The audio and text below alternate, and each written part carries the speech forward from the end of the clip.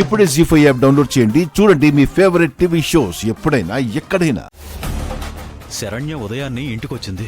ఆ ఇంటికి ఇక వెళ్ళను అంటుంది. అక్కడ ఏం గొడవయిందో ఏమైందో ఎంత అడిగినా ఏం చెప్పట్లేదు. భర్త సంసారానికి పనికిరాడు, అసలు మగతనమే లేదని ఉత్తరం రాసి పెట్టొచ్చుండాది. సంసారాన్ని తన చేతులతోనే ముక్కలు చేసుకునుండాది.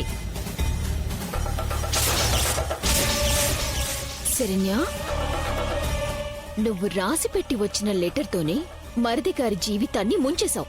ఆయన బాగుండాలనే కదా నేను ఉత్తరం రాసింది.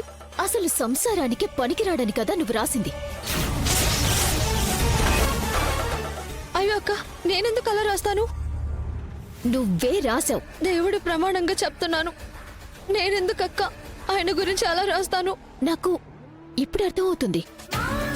నీతో పెళ్లి తాళి అనే కనెక్షన్ని పూర్తిగా కట్ చేసుకోవడానికి తన గురించి నువ్వే తప్పుగా ఉత్తరం రాసినట్టు బ్లేమ్ చేయడం.